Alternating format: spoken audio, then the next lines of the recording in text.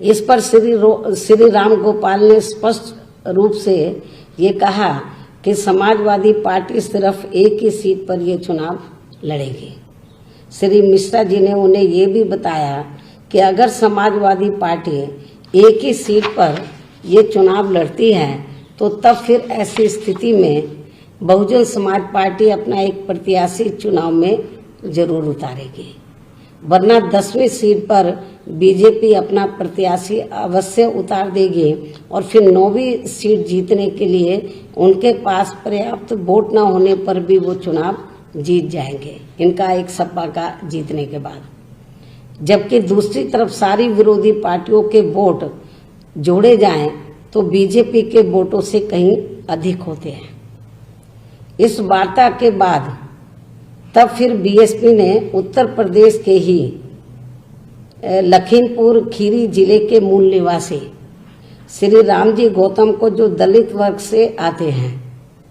जिनको राजस्थान प्रदेश की वर्तमान कांग्रेसी सरकार के चलते हुए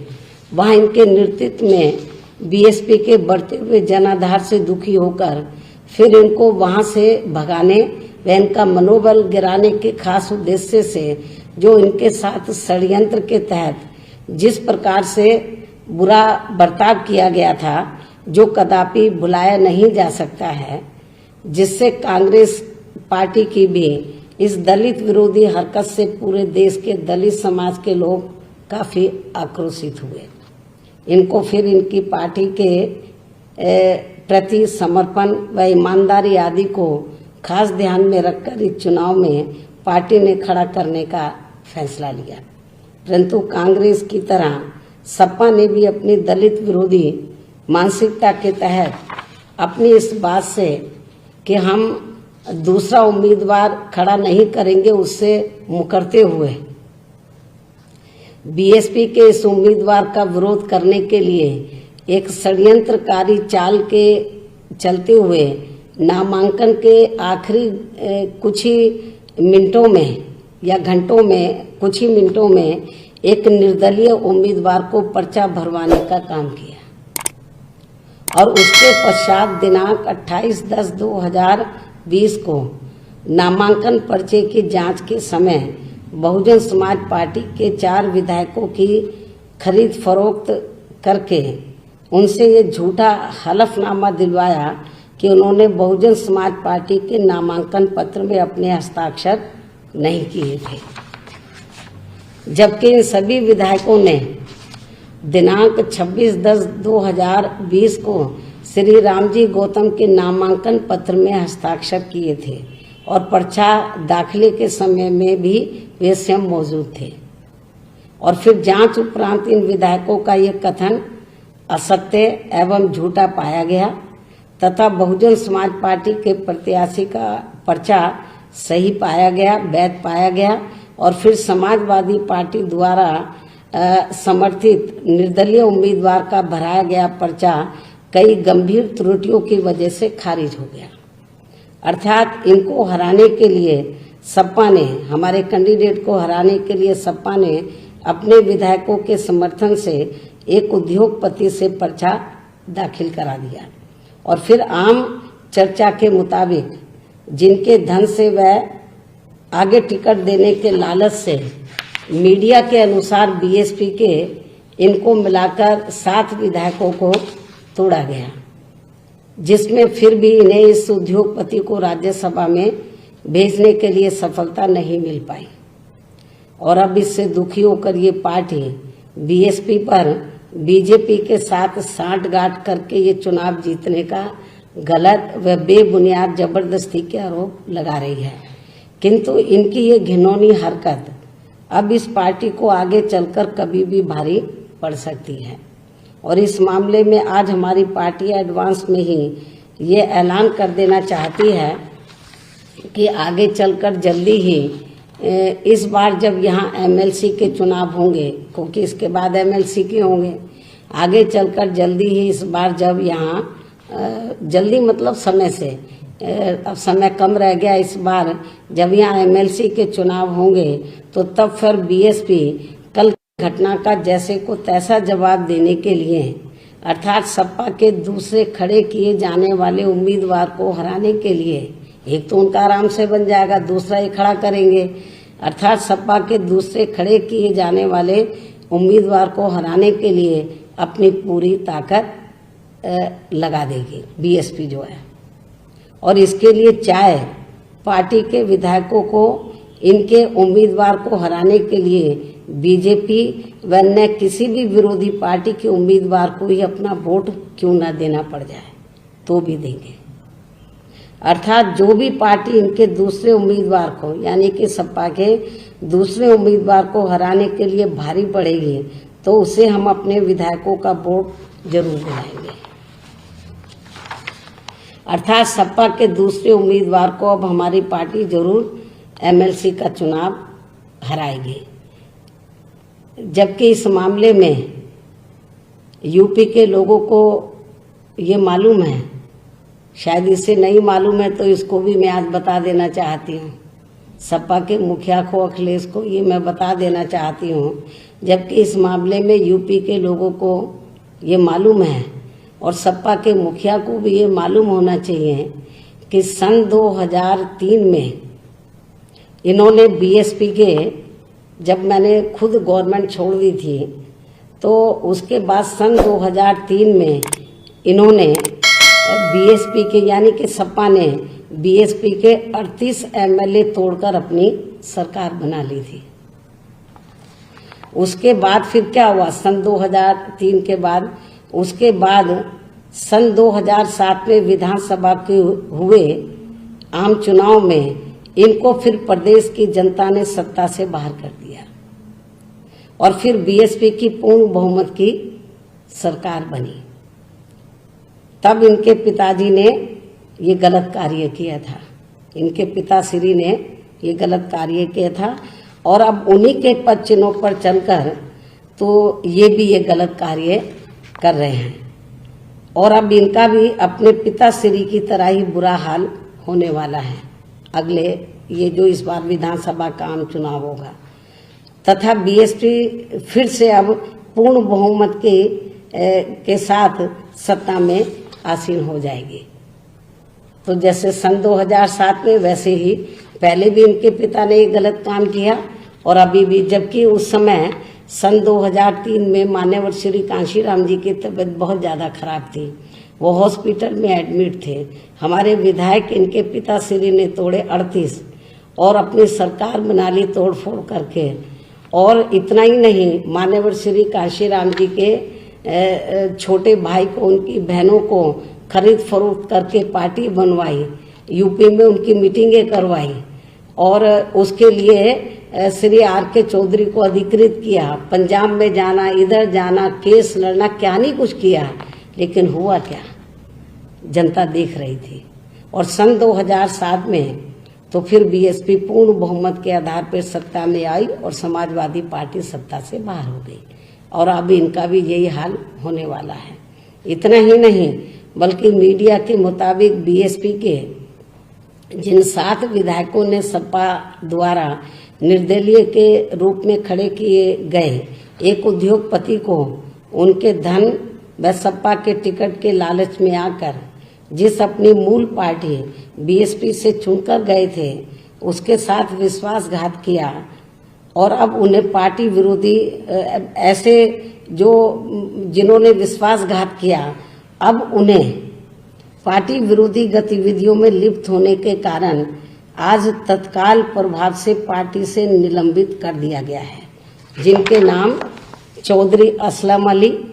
श्री हरगोविंद भार्गव, मोहम्मद मुस्तफ़ा सिद्दीकी, श्री हाकिम लाल बिंद, मोहम्मद असलम रायनी, श्रीमती सुषमा पटेल व श्रीमती वंदना सिंह है। इसके साथ साथ इनके बारे में पार्टी के सभी पदाधिकारियों को ये भी निर्देशित किया गया है, ये जो 7 विधायक हैं तो इनके बारे में पार्टी के सभी पदाधिकारियों को, छोटे बड़े पदाधिकारियों को ये भी निर्देशित किया गया है कि आज से अब इन विधायकों को पार्टी के किसी भी कार्यक्रम में नहीं बुलाया जाएगा। साथ ही इन सभी को ये भी सूचित किया जाता है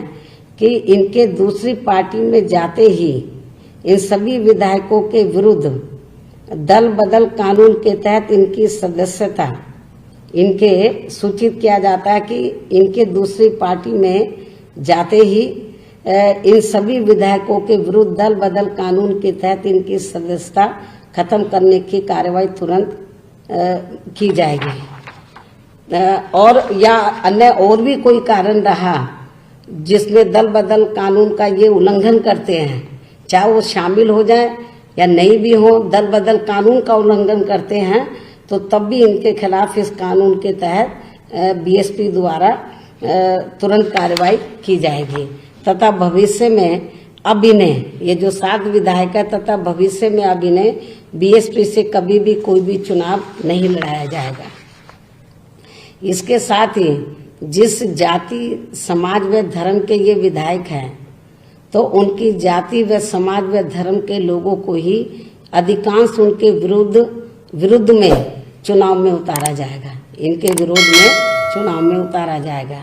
लेकिन इसके साथ साथ यहाँ मैं इन विधायकों के मामले में इनके समाज के लोगों को ये भी कहना चाहूँगी कि जिस भी जाति समाज व धर्म के ये विधायक हैं तो इनके पार्टी विरोधी कार्यों की सजा इनकी समूची जाति समाज व धर्म के लोगों को नहीं दी जाएगी, बल्कि उन्हें पार्टी में अभी तक की तरह ही आगे भी हर स्तर पर पूरा मौका व आदर सम्मान भी दिया जाएगा। खासकर मुस्लिम समाज के लोगों को आगे भी बढ़ावा देने में पार्टी द्वारा कोई भी कसर नहीं छोड़ी जाएगी, चाहे खासकर कांग्रेस व सपा आदि के लोग इनको बीएसपी से अलग करने के लिए कितने भी घिनौने हथकंडे क्यों ना इस्तेमाल करते रहें। और अब मेरा संक्षेप में यही कहना है कि यूपी में इस बार के राज्यसभा चुनाव में भी सपा की घिनौनी बीएसपी विरोधी राजनीति ही नहीं बल्कि इनका घोर दलित विरोधी चेहरा भी खुलकर प्रदेश व देश की जनता के सामने आ गया है, जो कि वास्तव में इनका असली चाल चरित्र व चेहरा भी है। इनका इतिहास भी यही बताता है। वैसे कुदरती तौर पर बीएसपी के साथ ये बहुत ही अच्छा हुआ कि सपा का ये घिनौना रूप एक बार फिर से यहाँ उत्तर प्रदेश में होने वाले विधानसभा के आम चुनाव से पहले ही आ गया है, ताकि लोग मेरे कहने की बजाय खुद ही ये देख लें कि बीएसपी के साथ सपा ने कभी भी ईमानदारी नहीं बरती है, बल्कि हमेशा ही दगा व बाहरी एवं भीतरी विश्वासघाती किया है। इतना ही नहीं बल्कि इन्होंने बहुजन समाज में समय समय पर, यानी कि सपा ने,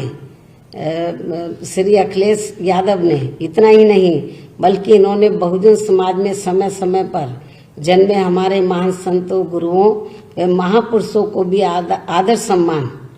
देने की बजाय उनका हर प्रकार से अनादर ही किया है, जिसमें उनके नाम पर बने खासकर नए जिलों व यूनिवर्सिटी आदि का नाम बदलना शामिल है। और ये सब ऐसे सामाजिक व राजनीतिक अपराध हैं जिन्हें ना तो कभी भुलाया जा सकता है और ना ही बीएसपी के आत्मसम्मान व स्वाभिमान से जुड़े लोग कभी भी माफ इन्हें कर सकते हैं। इन्हीं जरूरी बातों के साथ ही अब मैं अपनी बात यहीं समाप्त करती हूँ। और आज मैंने कल जो भी कुछ हुआ है उसके बारे में सही तथ्य मैंने मीडिया के माध्यम से खासकर उत्तर प्रदेश की जनता के सामने रखे हैं, पूरे देशवासियों के सामने रखे हैं। और मुझे पूरी उम्मीद है कि कल जो इनकी विफलता हुई है, जो इन्होंने दलित विरोधी जो चेहरा इनका सामने नजर आया है पूरे देश की जनता को, तो मुझे पूरी उम्मीद है कि सन 2007 की तरह जैसे इन्होंने 3 में हमारे 38 विधायक तोड़े, तो सन 2007 में ये साफ हो गए थे। अब इनका फिर से इनका भी हालत फिर से ऐसी होने वाली है। हमारी पार्टी के कुछ लोगों को जो निकाले हुए हैं, पार्टी के लोग जो पार्टी विरोधी गतिविधियों से के कारण निकाले हुए हैं, बीएसपी के रिजेक्टेड लोग हैं जिनको निकाला हुआ है, अब काम कुछ बचा नहीं है। उनको आए दिन प्रेस बुलाकर कि ये है फलाना, ये है, इसने बीएसपी छोड़कर सपा ज्वाइन कर ली है, उनके साथ एक दो और दूसरी पार्टियों का नाम ले लेते हैं। तो मेरे ख्याल इनको शायद इतिहास की जानकारी नहीं है। तो जो 38 MLA जो इन्होंने तोड़े थे उनका क्या हाल हुआ और इनके पिता श्री का क्या हाल हुआ सन 2007 के चुनाव में, इनको मालूम होना चाहिए। तो इनको लंबी राजनीति यदि करनी है तो ऐसा कोई गलत काम नहीं करना चाहिए जिससे राजनीतिक क्षेत्र में इनका इमेज खराब हो, क्योंकि जोड़ तोड़ की राजनीति कभी टिकाऊ नहीं होती है। इससे ऊपर उठकर तो इनको एक आइडियोलॉजी के आधार पर, मेरे ख्याल डॉक्टर राम मनोहर लोहिया की ये बार बार बात करते हैं, क्या उनके आदर्शों पे चलते हैं? यदि उनके आदर्शों पर चले तो उन्होंने कभी नहीं बताया कि जो ये हरकतें कर रहे हैं और खास तौर से वीकर सेक्शन के मामले में दलितों को के साथ जो अपमान कर रहे हैं, जो उनकी उपेक्षा कर रहे हैं, मेरे ख्याल ये ऐसा कभी उन्होंने नहीं किया था। और इतना ही नहीं, मैं ये भी बताना चाहती हूँ, ये मैंने जो गलत फहमी थी कि भी उन्होंने हमसे बात नहीं की, श्री मिश्रा जी ने खुद कई बार इनको टेलीफोन मिलाया इस दूसरी सीट के बारे में, और जब नहीं उठाया इनके प्राइवेट सेक्रेटरी को बोला। आज मैं मीडिया के माध्यम से यूपी के समूचे ब्राह्मण समाज को ये कहना चाहती हूँ कि माननीय श्री सतीश चंद्र मिश्रा जी, उनका लंबा तजर्बा है, वो टॉप के वकील हैं, राजनीति में भी उनका अच्छा अनुभव है, लेकिन इन्होंने उनसे उनके टेलीफोन को नहीं उठाया, उनसे बात नहीं की, उनके पीए ने बात नहीं कराई। तो ऐसा करके उन्होंने मिश्रा जी का ही अपमान नहीं किया है, बल्कि पूरे उत्तर प्रदेश में ब्राह्मण समाज का अपमान किया है। तो मुझे पूरा भरोसा कि ब्राह्मण समाज इसकी सजा तो जब यूपी में विधानसभा का आम चुनाव होगा इनको जरूर देगा, मुझे ये पूरा भरोसा है। तो इसलिए लोगों को इसका असली चेहरा सामने नजर आ गया। तो जो इधर उधर की बातें करते हैं कि हम ये कर देंगे, स्टैचू लगा देंगे, मेरे ख्याल सपा सरकार में सबसे ज्यादा लॉ एंड ऑर्डर खराब था, माफिया राज था, गुंडा राज था। और ब्राह्मण समाज दलित को तो ये कुछ समझते ही नहीं थे, दलित और अति पिछड़े वर्ग के लोगों को और मुस्लिम समाज के लोगों को। और इतना ही नहीं, ब्राह्मण समाज के लोगों का तो इतना बुरा हाल था, आए दिन हत्याएं होती रहती थी। लेकिन अब वो, क्योंकि वर्तमान बीजेपी की सरकार भी लॉ एंड ऑर्डर को कंट्रोल नहीं कर पा रही है, हालत बहुत ज्यादा खराब है। लेकिन बीजेपी के ऊपर उंगली बीएसपी उठाए तो अच्छा लगता है। लॉ एंड ऑर्डर को लेकर बीएसपी उंगली उठाए बीजेपी के शासनकाल को लेकर, क्योंकि जब मेरी सरकार थी तो मैंने लॉ एंड ऑर्डर बढ़िया दिया, अच्छी सरकार दी, कानून द्वारा कानून का राज कायम किया। लेकिन सपा की हुकूमत में क्या हुआ सबको मालूम है। तो गुंडों और बदमाशों का रास्ता तो ये दूसरों को सलाह दे, मैं सलाह दूं तो लोग मानेंगे, लेकिन सपा की गवर्नमेंट में कितना बुरा हाल था ये किसी से छिपानी है। गुंडों और बदमाशों का राज था, माफियाओं का राज था। तो मेरे ख्याल इसलिए तो ये बौखलाए हुए हैं सपा के लोग, और ये सोचने कि जोड़ तोड़ करके ये पावर में आ जाएंगे। तो ये इनको अपने पिता श्री से जरूर सीख लेना चाहिए। इस बात को मैं फिर से दोहराना चाहती हूँ। अंत में इसका जो रिजल्ट आता है वो खराब आता है। तो मेरे ख्याल, और जो ये गलत फहमी पैदा कर रहे थे कि भाई हमने किसी के दबाव में आकर ऐसा किया, ऐसा नहीं, हमने इनको पूरा मौका दिया था। सही बात तो ये है कि हम तो ये सोच रहे थे कि ये श्री राम गोपाल को खड़ा कर रहे हैं तो शायद ये अपनी औरत को खड़ा करेंगे, अपनी वाइफ को। वो चुनाव हार गई थी। मैंने मिश्रा जी को यही कहा कि देखो वो चुनाव हार गई थी, यदि वो अपनी औरत को लाते हैं दूसरा कैंडिडेट बनाकर तो फिर हमें अपना कैंडिडेट नहीं खड़ा करना चाहिए, उनको जिताना चाहिए। ये हमने फैसला ले लिया था। हमने पार्टी के अंदर हम लोग सोच रहे थे कि नहीं, उनको जिताना चाहिए। तो लेकिन उन्होंने तो टेलीफोन ही नहीं उठाया। मिश्रा जी का नहीं, पूरे ब्राह्मण समाज का अपमान किया। और जब ये लोकसभा आम चुनाव का रिजल्ट आया, जब मैंने सोचा कि भी चलो जो भी कुछ रिजल्ट आ गया है तो हमें आगे बढ़ना चाहिए, हिम्मत और हौसले से, मायूस होकर घर नहीं बैठना चाहिए। मैंने इनको समझाया, फिर इनसे मैंने बातचीत भी की, मतलब बातचीत करने के लिए कई बार टेलीफोन मिलाया, लेकिन उन्होंने बातचीत नहीं की। ऐसे थोड़ी ना राजनीति चलती है। तो इसलिए मेरा यही कहना है कि ये जो गलत किस्म का प्रचार करके तो ये बीएसपी को की ये छवि को खराब करना चाहे, मेरे ख्याल उत्तर प्रदेश की जनता इन सारी बातों को समझती है। तो जो कुछ भी कल घटनाक्रम हुआ है तो मेरे ख्याल सही तथ्य हैं, तो मैंने मीडिया के माध्यम से उत्तर प्रदेश की जनता, पूरे देश की जनता के सामने रखे हैं। मुझे पूरी उम्मीद है कि जनता बिल्कुल भी इनके जो ये गलत प्रचार कर रहे हैं इनके बहकावे में नहीं आएगी। इन्हीं जरूरी बातों के साथ ही मैं अपनी बात यहीं समाप्त करती हूँ। धन्यवाद।